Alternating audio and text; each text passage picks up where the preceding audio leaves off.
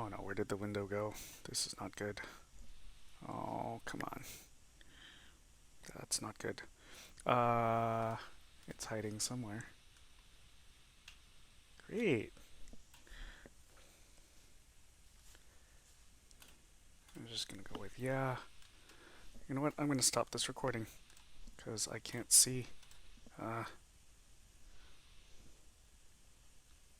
oh, there it is. Okay, I see it. Yep. All right. Whew. Let's move this so that I can. That's what happens when you just do one thing slightly different. Not good. Okay, three, two, one. Yeah, it is Wednesday? Yeah, Wednesday, May 6th. Um Welcome back, folks. I was wondering if maybe tomorrow should I I've got this the movie Frozen? I have an Olaf costume. Should I maybe just wear that? Like, pretend it's Halloween tomorrow? Is that a good idea? You know, Olaf the Snowman? Whatever. Well, you let me know what your thoughts are on that. Um, hey, it's Wednesday. Please turn in the last quiz, the last response. Homework due Thursday. There's a pre-final math as a yes. Why do you have that costume? Yeah, good. Okay, well, quick story. What is this? My seventh year teaching EWL, so maybe about 4 years ago, some colleagues were like, "Hey, let's go downtown during Halloween." I'm like, going, the idea of going downtown Lacrosse during a Halloween weekend was like not exactly my cup of tea. But I'm like, I can't go without some costume, so I found something that was cheap-ish, and I'm just like, I don't ever need another costume, right? If ever a situation comes up for a costume, why don't I just keep using that? So that's I didn't throw it out. Is the point? Is I have this full body Olaf costume thing, and I guess I can. Well, I got one vote for yes and a one. Why the hell do you have this? But well, okay, well, you let me know. Um, I looked and had set the pre-final math as a process assignment due to be May 11th. If you want that due later than Monday, you let me know. I'm happy to move it to later. Those should be relatively quick to grade when I get around to doing that.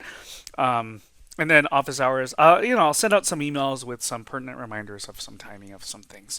Today, what I really wanted to do though is no new content. That said, I think you'll get something out of class. So we're not, like, here's. I should say, if we didn't have the interruption we did, we would have had more time to review. So we've shortened the review into just 2 days, unfortunately. But like, my goal here is to not. I mean, strictly speaking, if you don't attend today's class, it's still technically okay. But that said, like I tried to pick some problems that are challenging that will give us some things to talk about. That's all. So I don't have I mean, I have somewhat of an agenda, but like, the timing isn't all that important. So I mean, it's the same in other days. You should ask your questions anyway, but maybe especially today because it's just if we don't get around to it today, we'll just do it tomorrow. I mean, I still need to plan some review questions for tomorrow. I think I have just enough for a class session today. So I'd like to start with a combinatorial proof. So if n greater than equal to k greater than equal to t are all integers, should be positive integers, but okay, then n choose k times k choose t. Oh, and I did post a PDF of this if you wanted to look along on your own. But we'll do the conversation here together if you're joining. So n choose t times binomial coefficient n minus t, choose k minus t. Ooh, this looks challenging, right? It looks like a lot of pieces to this. And again, I already said it, but let me just say we're going to do a combinatorial proof. Just because these are new. And so I thought I'd, like each day pick a more challenging one each day. I think, yeah, this is a challenging one just because there's a lot of stuff happening here. First of all, the thing to when combinatorial proof, you're the one who has to design. It's hard, but you're the one who designs a counting question. You make the counting question, and then you answer the same counting question as if you were two separate people, right? Like you imagine one person answering the counting question, and then you imagine somebody else independently answering the counting question a different way, and hopefully you have two different looking expressions, but they should be equal. They would be equal, right? So first of all, how do you even come up with a counting question? Like I think what I've failed to do so far is provide enough insight on this. So I want to give it a try on this hard question. Like I'm going to challenge myself to try to answer. Like okay, so first of all, I tend to look at these equations. You're not solving the equation. You're trying to prove an equation to be true, and I always tend to look for which side is easier. So the easier side, well, both sides are products of binomial coefficients, but the easier side appears to be the left side, right? There's no minus t's in there at least. That just seems harder to deal with. So the easier side is this n choose k times k choose t. I mean, of course, you want a counting question so that the answer is both the left side and the right side. But first of all, it's just like, can we even come up with a counting question that's just the left side, right? It's like as a first thing. So that's the first thing that goes through my mind. I hope it's the first thing that goes through your mind first. Is just, can we come up with can we come up with just even any counting question, with any counting question that has this nicer side here, this n choose k times k choose t as an answer. That's the first thing to think of. And notice, first of all, here, there's a product, right? You got a binomial coefficient times a binomial coefficient. So I have it in my notes to say, hey, notice here the product rule, right? Notice that the product rule is being used, meaning go back to what the product rule is talking about. You have to do both things, right? So in other words, we need to think of, okay, and by both things, one of those things is n choose k, right? So like we need to think of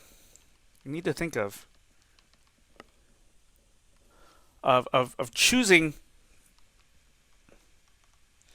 k things from n things.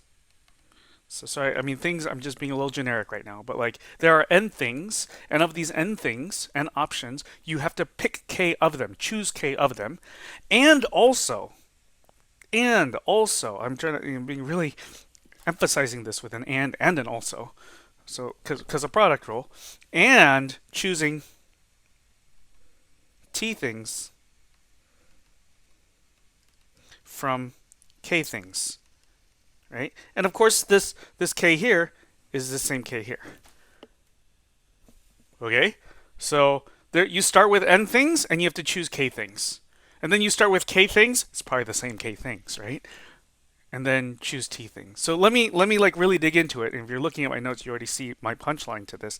But here's the counting question that I identified. Again, there's lots of other wordings. You don't have to use this wording, but I think this works, and it's very kind of down to earth, hopefully, to phrase it this way. There are n contestants.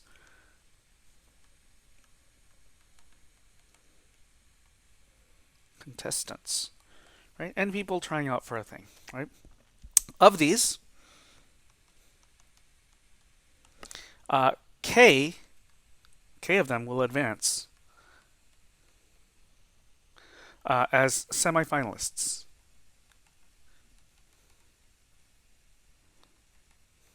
Yeah, start with n people. Out of these n people are trying out for something, and some of them, how many of them? K of them will be selected as semifinalists. Then of these semifinalists, and to emphasize, I'll just include of these K semifinalists, T of them will be finalists. Right?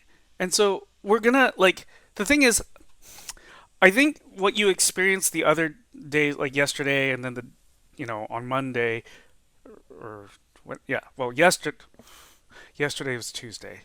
So like yesterday we started class with a counting question, and then, with a combinatorial proof, and we did combinatorial proof primarily last week, Wednesday.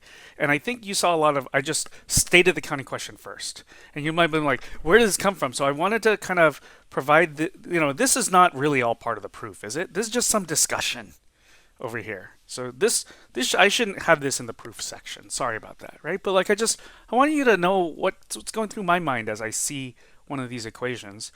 And in fact, it's almost because I said all this stuff first, like the next thing I'm going to say, it seems a little, I don't know, like almost unnecessary to say, but you've got to imagine that we should, I guess, technically cut out this stuff that's in the red box, right? That's not really supposed to be here. We should start with the counting question. And so sorry if this sounds a little repetitive, but just to make this formal, you identify the counting question, and then you answer the counting question twice. And so to answer the counting question once and produce the expression that we have on the left side of the equation, I'm just draw a little picture because we've mostly talked through it. But the point is, think of it like there's n contestants, and I drew a little bit of a cartoon picture in my own notes for this. So these n little circles represent these n contestants. Okay, they're all trying out, right, in some contest, and according to the rules, k of them, there's n, maybe n is 20 people, but then k is like 10 or maybe 8, I don't know, right? 8 people are gonna to go to the next round, or they're gonna be semifinalists. So then k of these, so fewer, so I'm just sort of drawing my box less wide to try to indicate this, right? So these are the semifinalists. And then, according to the rules of this contest, some of these people, not all of them, and not just one of them. We're not playing this game of there's a one winner. That's not right now, because there's a t. There's 3 variables, and I need to have all 3 variables kind of appear. So then t of them are the finalists. So maybe in my little picture here, t is 5, right? T finalists. And we can see here what's going on then is how many ways does this happen? Like if you just start with the n people and k of them go to the next round, and of those k in the next round, t of them go to the next round. Well, the number of ways that this first action could have occurred, this out of n people, k people, right? There's n choose k ways that this occurs, and then of the k people, having t of them advance to the next round, so k choose t ways that this occurs. But to complete describing the overall results of the contest, like if you need to like describe and report on it, and your report needs to include who were the semifinalists, and of those semifinalists, who were the finalists, and order doesn't matter. There's not like a first semifinalist and a second semifinalist. There's just k semifinalists. Then how, what that report, the results, that results document, what could it look like? Well, the number of different documents that could have been produced would have been like this, right? So both must be done. So by product rule, we multiply these binomial coefficients together, right? There's n choose k times k choose t ways. Now this side seems very much more natural because one side always does, because it's the side you were staring at in order to come up with the counting questions in the first place. What about the right side? So I'm going to scroll up here just for a moment and just copy this down, just because it was sort of far away. And actually, just for reference, why don't I do this as well? So we need to get that to be the answer to the counting question. Why don't I just also, for reference, so I don't have to keep scrolling up and down, I'm just going to copy the counting question down here as well. Okay, so this is just repasted so that we don't have to scroll up and down. I feel like that'll make you a little dizzy, right? So now what I want to do is say, well, what about the right side? Right? Can we come up with an answer to this question of how many ways this can occur? I didn't even write down that the question is how many ways can this occur in the counting question. But how many ways can this occur, and have the final answer be n choose t times n minus t choose k minus t. And remember, t was the number of finalists. So this seems a little strange, but I'm going to say, look, we'll run the same contest, but we'll change the story a little bit and say that of the n people, let's just say that the contest is rigged. Like somebody out there has an in and has picked their t favorite friends to be the finalists, right? Contest is rigged. I mean, not even of the n people. Like the contest is rigged. We'll start with that. somebody has picked in advance who the finalists are, right? There's cheating, right? So of these n people, select the T finalists first. Totally cheating, right? The honest way to do it is you start with your n people, then of the n people, k of them were supposed to advance to become semifinalists, and of those semifinalists, t of them should become finalists. But in this, we're the quiz master is cheating or something, right? And it's like there's n people to start, and t of them are finalists. Like we already know in advance who the finalists are. The number of ways to do this, by the way, already is n choose t, right? And choose t ways. You see why I'm focusing on this, and I'm sorry to kind of dig back. I'm staring at the answer. Of course you want to, right? Like you stare at the expression because if you don't look at that, how are you going to come up with that? So I'm staring at that to come up with my story, right? I'm going to need to come up with an n choose t somehow. Well, there were n contestants and t finalists. How about the contest is rigged? I don't know, right? But then remember there were k semifinalists, so we need the story to still remain the same, even if there's this like hidden information about cheaters or whatever. Like we want that same info. So how are we going to do that? Well, the thing is, remember we want to make this rigged, but we still want to make it appear like it was all done fair. So we still need a total of k semifinalists, right? We still need, just note, still need a total of k semifinalists. And think about how this contest works. You start with contestants, some of them become semifinalists, some of the semifinalists, emphasis on that, some of the semifinalists become finalists. So we already know that there's these T people who are finalists, but these T people also had to be semifinalists too, right? That's the only way you were a finalist. A finalist was chosen from the semifinalists. So we already know of, from the cheating, we already know of T of the semifinalists. T of the, let me emphasize, T of the K semifinalists. Remember, K is bigger than T, right? So there's some semifinalists, and of these semifinalists, some of them advance to become finalists. So we already know some of them, but we don't have all the semifinalists yet. So we need to like backfill the story, kind of make things up so that the story sounds proper. We still need to find, we still need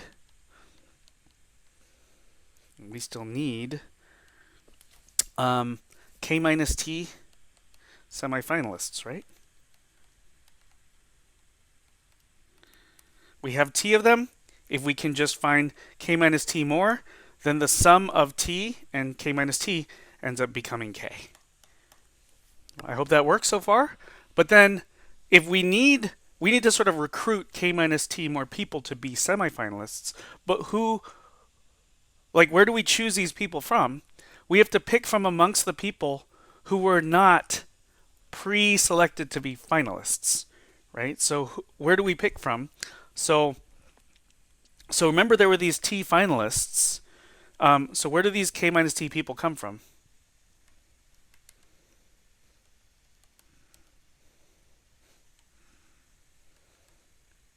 Well, you have to select from among the not all n people, because remember all n people that you start with, some of them are finalists.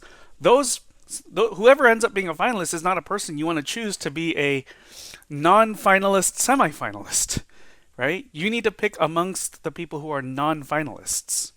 So where do these people come from? They come from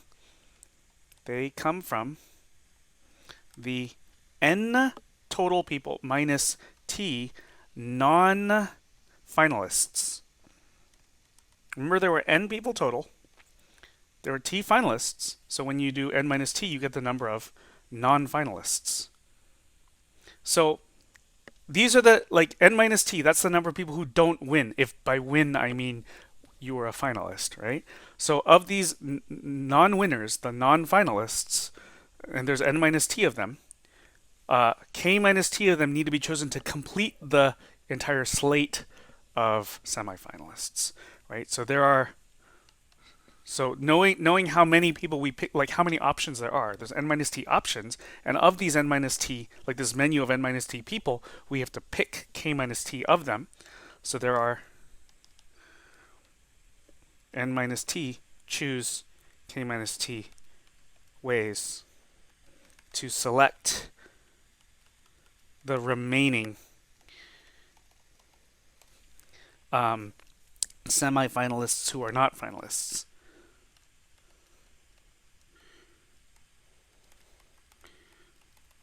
And again, both actions need to be done, right? You need to first pick.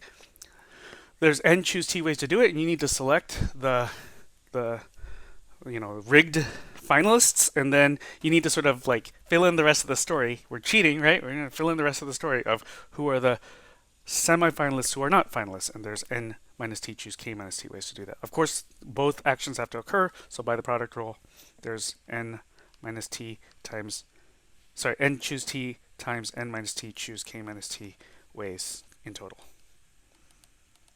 And that does it, right? This to me completes the proof, but like I'll see if there's any words or thoughts or whatever questions. It's kind of a strange one, right? But I hope.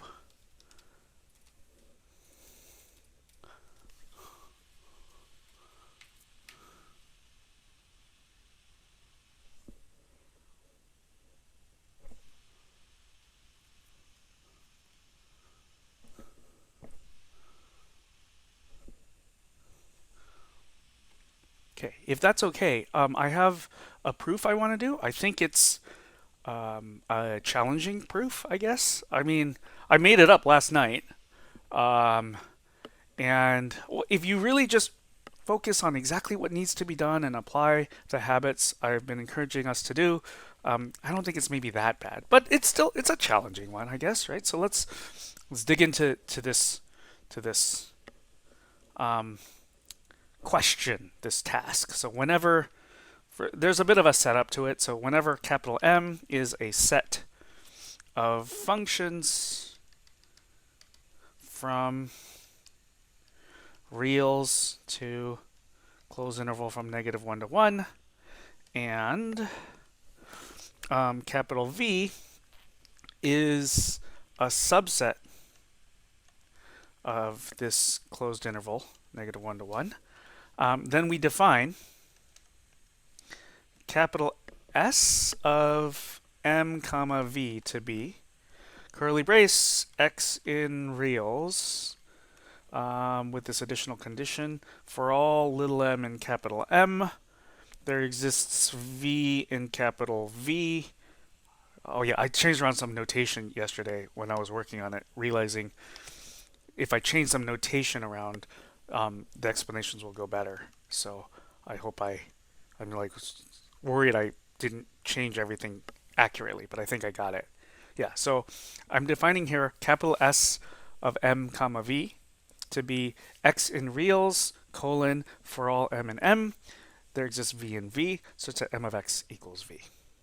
Okay, so that's just definition-y stuff. Then what's the task? Prove if capital G and capital H are sets of functions from reals to -1 comma 1 such that G is a subset of H and Y, I'll put a comma here. I don't know if it grammatically belongs, but it's just, I'm going to say Y and W. So I didn't want the and to be confusing. So read up to where the comma is, take a breather, and then say, and Y and W are subsets of -1 to 1, satisfying. I could have said such that. I went with satisfying. Just satisfying Y is a subset of W, then S of H comma Y is a subset of S of G comma W. Yeah, this is a challenging-ish question. I don't know. I mean, It's what I came up with yesterday. I think it's a good problem. It lets us really practice some features. I would encourage you. Maybe you take notes. Maybe you don't. This one I realize I'm going to be scrolling back and forth quite a bit. So for your own reference, and I'll scroll just so I can point it out. But you might be happy if you start this sort of at the top of a sheet and you can kind of see one or two sheets of paper. Might be helpful. Okay, before digging into the proof right away, I think it's really important. I mean, a really good habit to have, and I've encouraged it all semester, is to first of all look at these. There's so many things here, definitions, and just like figure out what the hell is even being talked about. Right, so we're not going to dig into the proof right away. We're going to build some intuition, and that intuition is really helpful.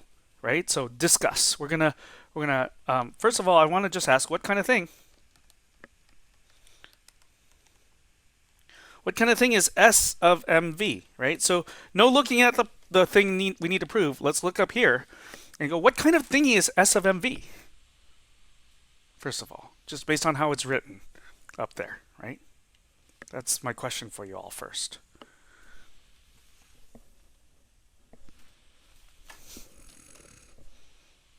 A set, right? It's a set. And then the next thing to ask then is a set of what?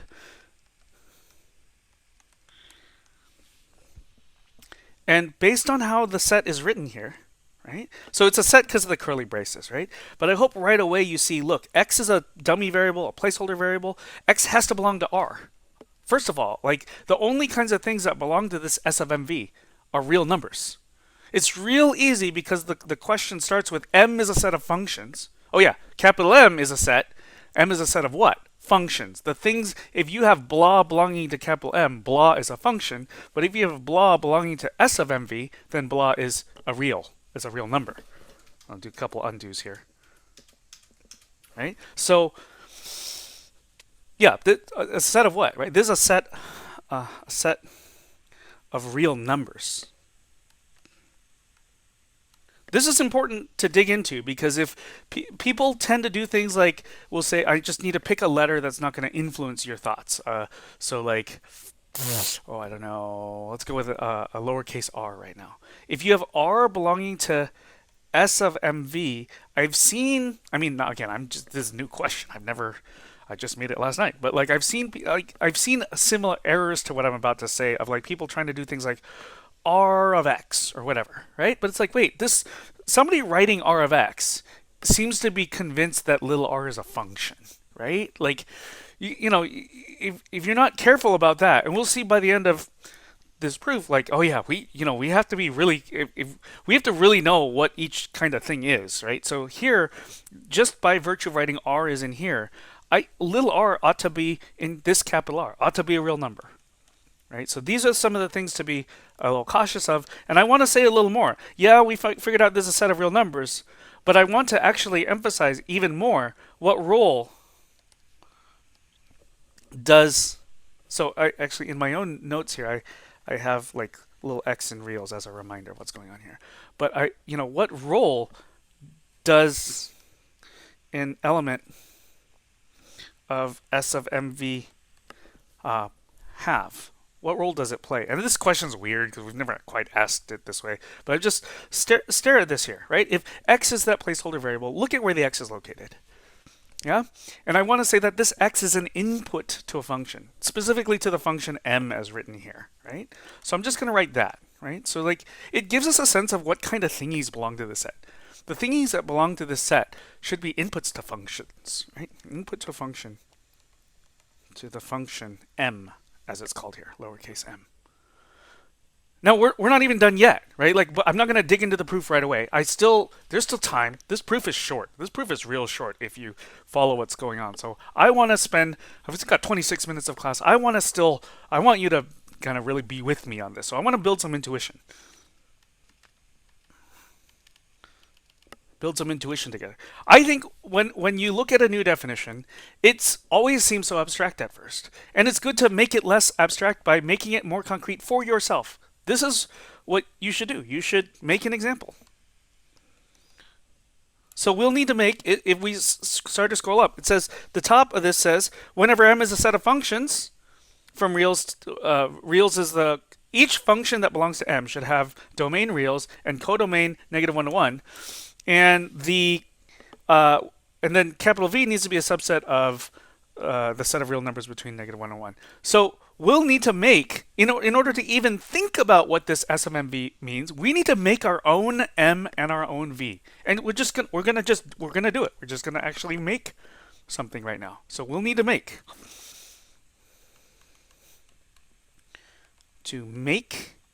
an M and a V. We're going to make them. We're just going to define something so that we can get a sense of what's going on. M, by the way, can't just be anything you want. It is supposed to be a set, but specifically, to remind you, M is supposed to be a set of functions from reals to -1, 1. Right? Because that's how the question set it all up. So in order to build an M, first of all, let's just define one function from reals to -1, 1. I have, just even based on how the question's being asked, not that you have to pick this function. Again, we're building our own example, but just based on what the codomain is supposed to be. So I have my own idea of defining a function from reals to -1, 1. It doesn't have to be this, but to define a function, you need a domain codomain rule. First of all, domain codomain, we didn't get much choice because the function we define has to belong to capital M. So we didn't really get any choice there, but like the rule, we get complete choice. And I'm going to pick the rule. Let this function have rule f of x equals sine of x. Maybe you guessed that that's what I was going to pick. I'm just because the codomain is -1 to 1. You don't have to pick this. There's other functions whose outputs are always between -1 and 1. This is one example. I mean, I could have picked, I'm going to erase what I'm about to write, but I could have picked 0.7 times sine of x, right? Just kind of shrink the amplitude. That works. It's just the function that is defined here, though, is surjective. Not that that's even part. I'm rambling about extra unnecessary details right now. So M is supposed to be a set of functions? Fine. Then M is the singleton. Right? Why not? So we need, and then the other thing to note is, okay, we got the M part here. We also need a V. So to do this, we need, just like there's this comment, I'm going to put here that we need V to be a subset of this set. Any subset. So just to make things not too much work, I just went with V is this singleton. So yeah, every element of the set containing just one element, namely -1, is every element of this set is an element of that set. And we don't like this example, that's fine, we'll change it. In fact, we're going to do a couple examples anyway, so why don't we start with this, right? And if we then look into what S of MV is, so first off, I'm just going to copy. I'm literally going to, right now, copy paste this down here. Sorry to do that.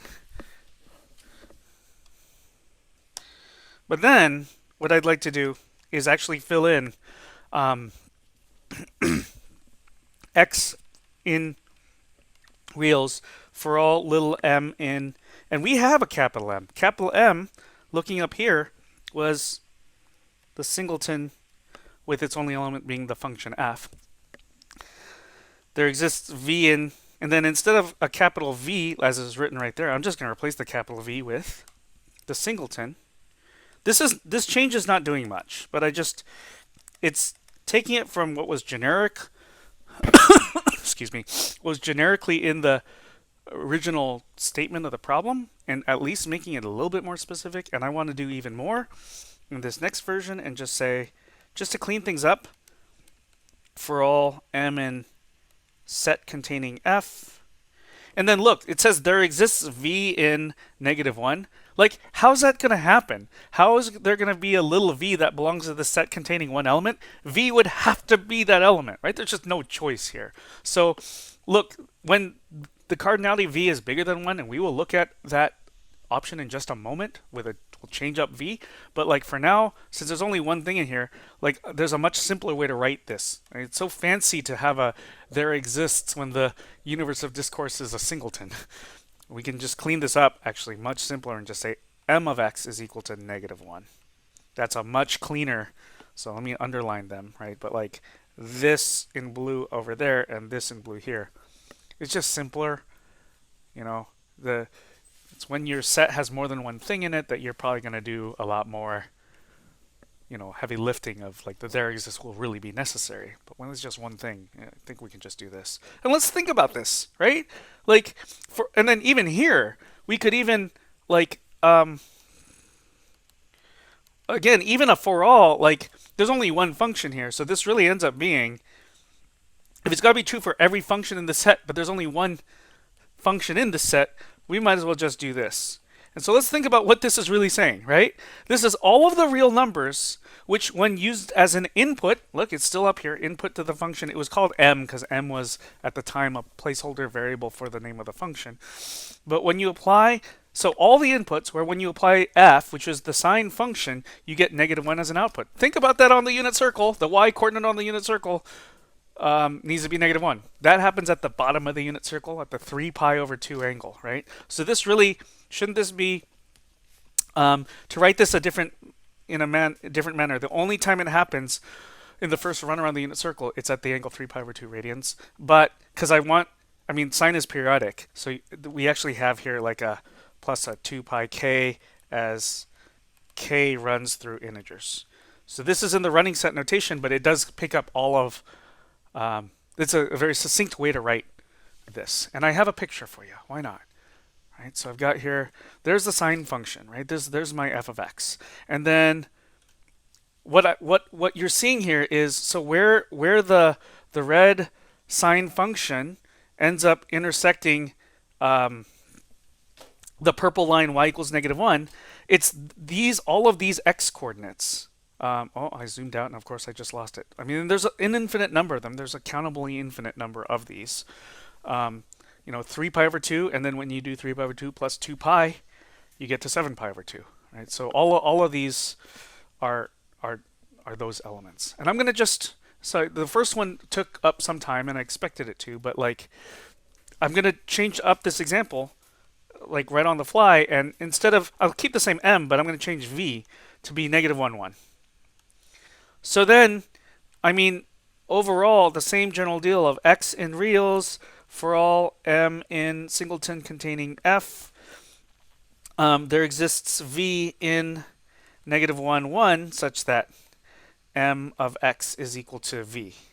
Now we can't, over here, what was in blue and underlined, we simplified because there was only one thing in there, the set for there exists, there was only one thing. Here there's two.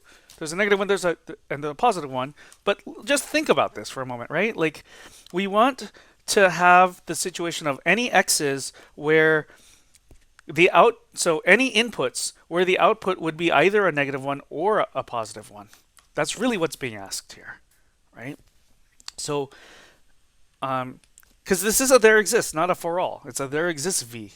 And so this, if you think about it, let's see, now the sine value being -1 or positive 1, well, the first time it happens is at the top of the unit circle, pi over 2 radians, then at the bottom of the circle, 3 pi over 2. So every time you go, or you start at the top of the circle, so pi over 2 radians, and then if you add 180 degrees, that is, you add pi radians, and k runs through all the integers, right? So that, and I have a picture. I mean, I can actually quickly do this too.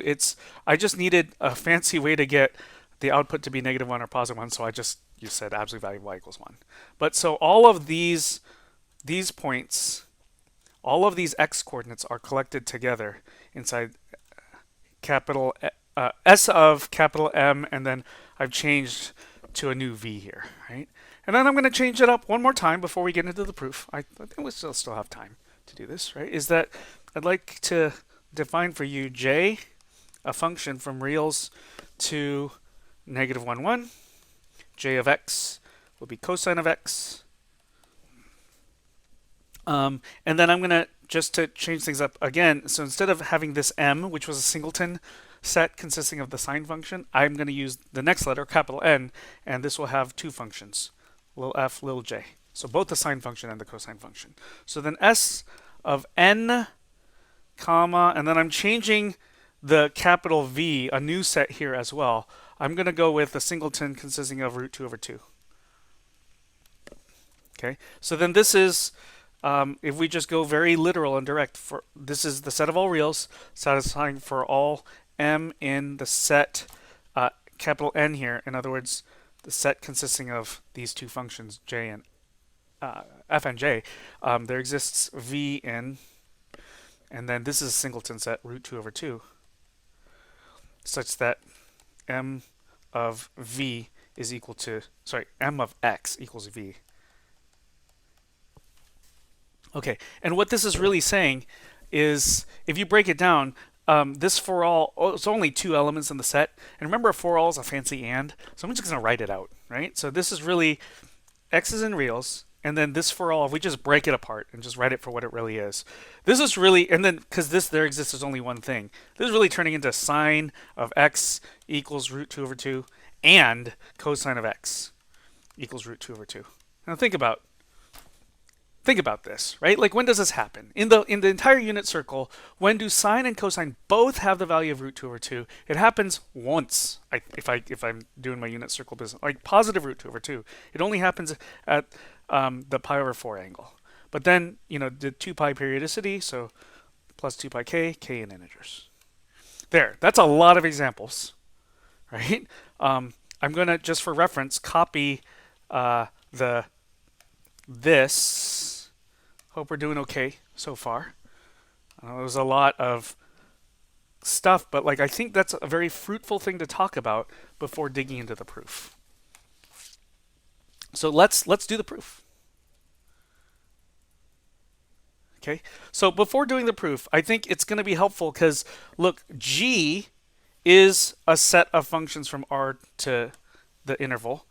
And that's what this M, I think it's going to help us right now just to write out what, just as a reference, let's write out what S of HY is. So it's literally taking the definition that's up here, replacing every M with an H, every V we're plugging in a Y. So we have X in reals satisfying for all little m.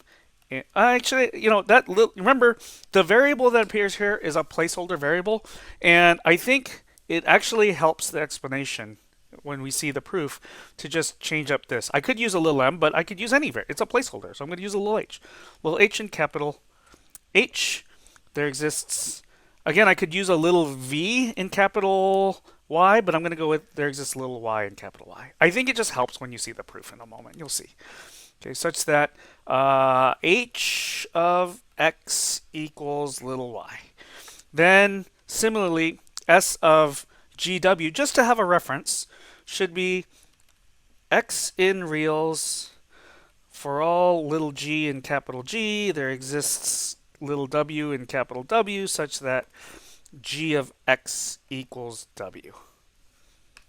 Right? This means that we can kind of, all this stuff up here, we've interpreted what we need to of it, so we can kind of scroll, leave that out of view. We can work on the proof.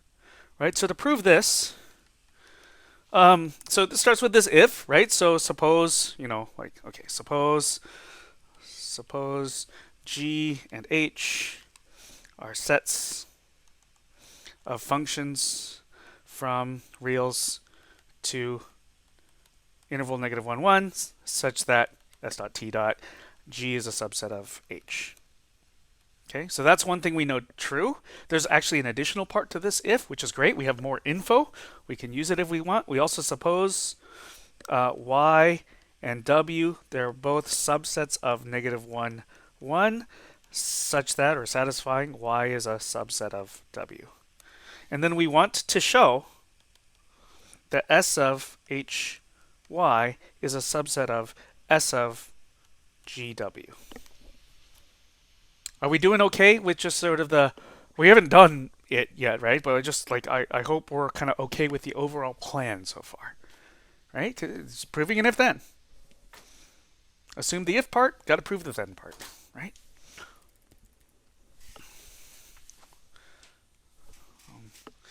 Normally I'd look out, if somebody'd give me a thumbs up. But I don't see a question so far. So, before we dig into the proof, I know like there's 11 minutes. This is a short proof. It really is. So here's the thing. Um, in fact, I can even hide that. Like, we have what we need to of it, literally here on screen now. Just scrolling past that. I just point out sort of a common error that people run into. So there's a trap that sometimes people run into. It would be incorrect at this point to write let little g in capital G. In fact, I saw a thing like this in the homework that I'm about to start grading. It would also be incorrect at this point to write let little y belong to capital Y. Why would these be incorrect? That's a question I'm going to leave to somebody to unmute and talk about. Perhaps let's share. What's why would doesn't that seem like a natural way to look at G subset of H or Y subset of W? Or but why am I saying this is incorrect to write right now? Let's talk about the error.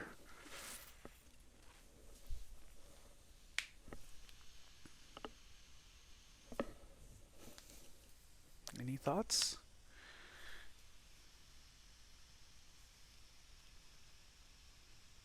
Okay, yeah, instead, you're absolutely, I agree. Instead, you want an arbitrary element of S of HY. Agreed. Absolutely true, 100%. But let's actually still dig into instead of what to do instead, let's talk about why doing this is incorrect as well, if that's okay.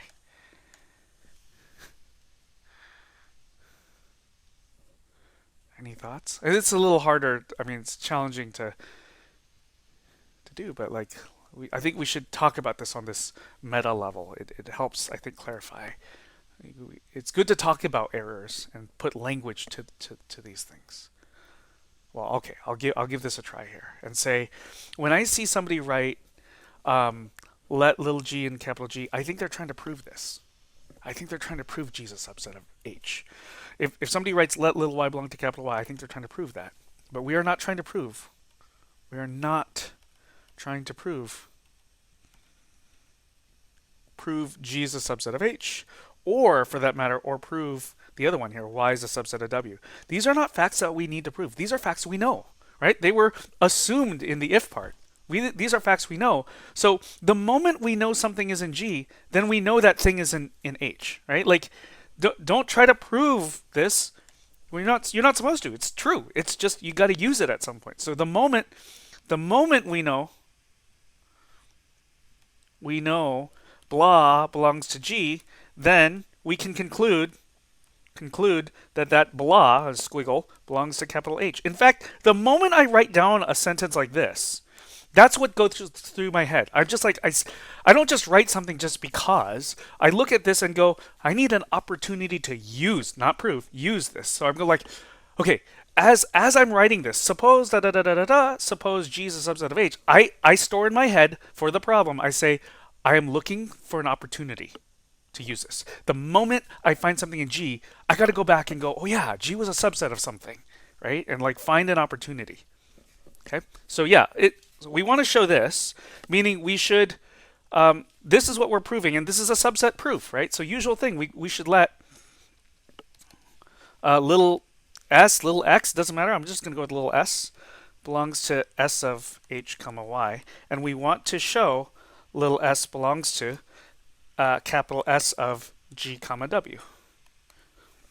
Now, the thing is, the fact that little s belongs to this, we have these two things over here circled there, literally by definition. Other than we've got to replace the placeholder variable x with a little s. That's it. So those texts up there. So from here, so we have s belongs to reals, and we have there exists y in capital Y. Oh, no, sorry, I left out the for all here. I didn't mean to do that.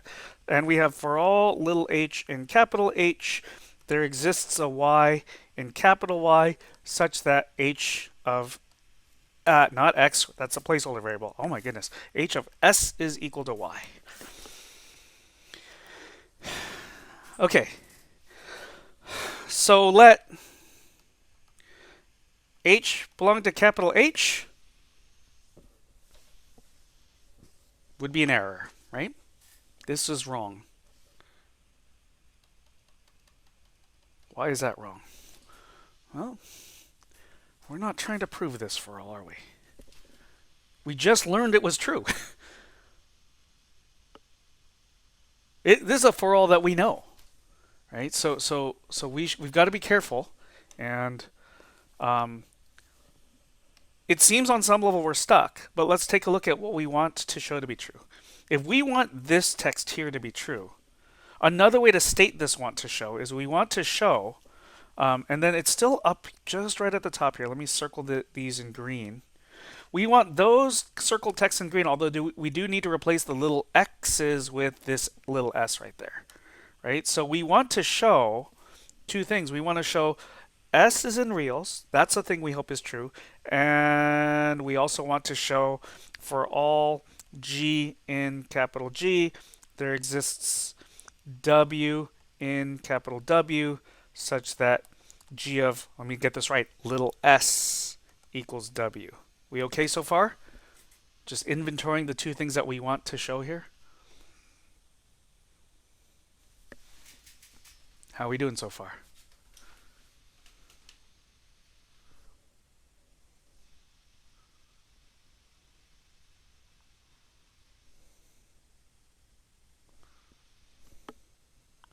So we need this to be true, and we need this to be true.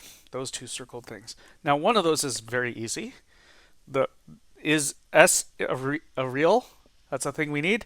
That we already have it. Remember this over here? That's already that fact. Check. Nothing to do there, right? But then we want to show, or we need this to be true. We want this to be true. We don't know it's true yet, but is this true? We want this to be true. So in order to prove this, see, like what's going on in my head is like I'm saying want to show. I mean, oh, that we want that to be true, or we need to prove it to be true. So we need to prove this for all. So here's where we let an arbitrary thing belong to capital G, right? Not over here. This was an error to let little h belong to capital H. That sounds like proving over there. This for all over here needs to eventually be used, right? This for all over here on the right is the thing we need to prove. So let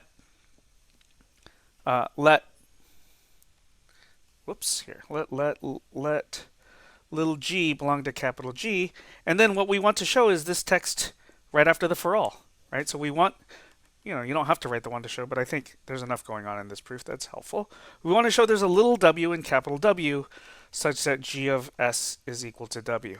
Now again, this is a want to show, meaning whenever you write want to show, think about it. It's want to show or want to prove. It's this statement right here is one that we need to prove. And how do we prove a there exists statement?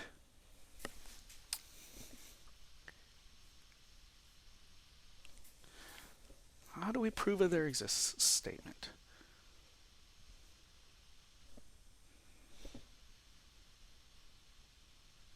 Define an appropriate thing, right? Yeah, and show that it satisfies the conditions. I mean, we could define the thing just to be called little w. We need to show the two conditions that the thing we define belongs to capital W, and then g of the thing, g of s ends up being the thing that we define called w, right? So those are the things that need to happen. And you're like, how do we do that? We don't seem to have anything to go off of. But remember, we've got here this little g belongs to capital G, and way back up here, we had g as a subset of h. Remember? At some point there was this like you've got to look for when you get to use the fact that G is a subset of H. I'm not proving G is a subset of H. I'm using G as a subset of H. We know that we have a thing in G. Everything in G belongs in H, right? So from G and G is a subset of H. So little g belongs to capital H. But now look, now that we have something in capital H, here was this for all.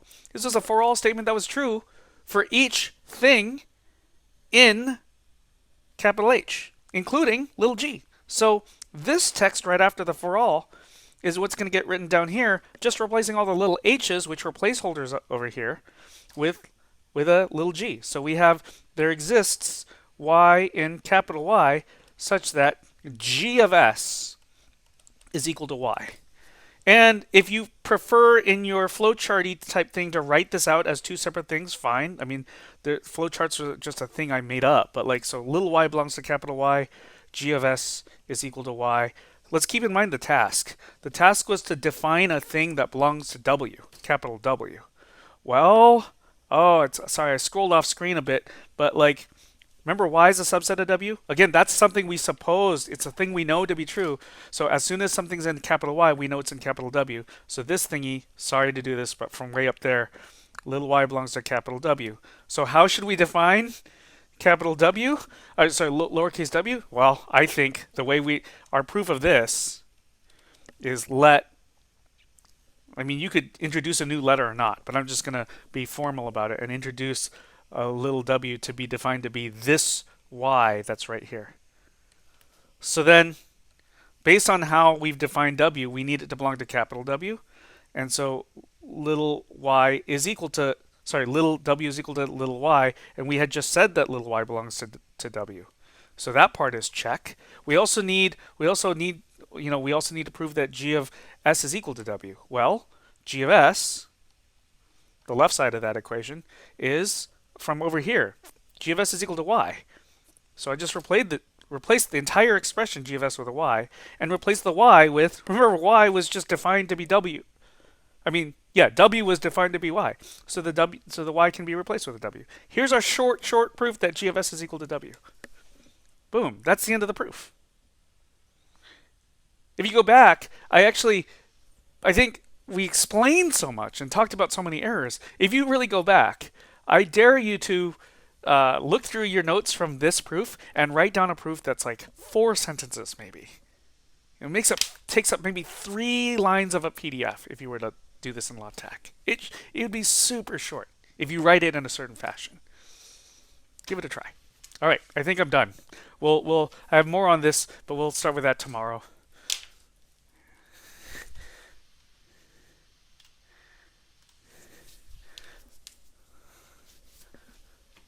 Whew, that's a proof, huh?